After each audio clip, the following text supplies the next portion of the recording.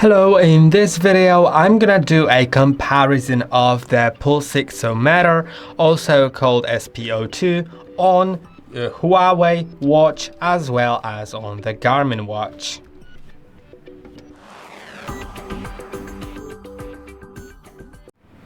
So you can see I have both watches on my hands, and let's begin with the HUAWEI Watch. By clicking on the crown, we go into all apps, so it's very simple. Then you select this app and it's the SpO2 measurement. Now you need to keep contact with the X tap sensor, which is right here.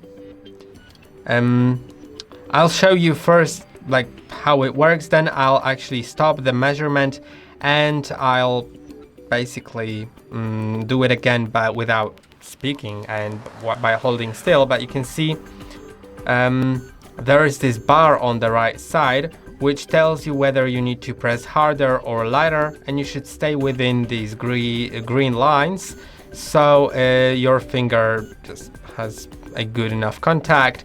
You can see it's measuring my heart rate as well as the percentage of SpO2. Now I'll finish that test and let's test it again. I'll just hold still and I'll do it.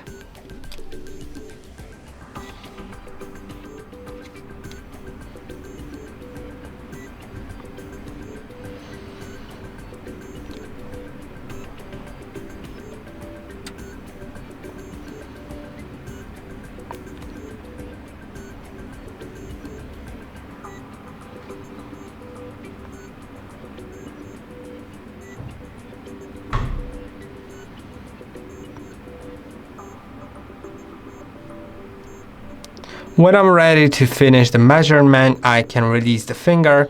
You can see the percentage, you can see the heart rate, you can see a graph of the percentage. Then you can also click on this symbol to read more about it and see everything. You can see I'm all above 90 all the time, so I don't really need to worry about that. And now let's move on to the Garmin, where it's a bit different because first of all I need to slide up, then find the health, and then go to pulse ox. Now it is measuring just like that. It starts measuring, I believe, or let's click on take reading.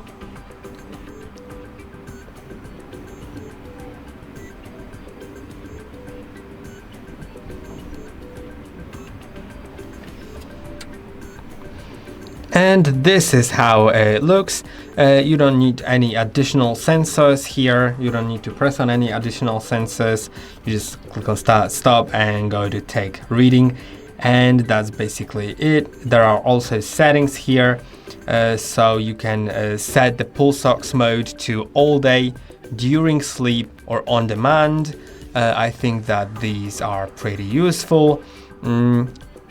Of course, the all day or during sleep will probably use more battery, but this watch can hold about 10 days, so I don't really worry about that.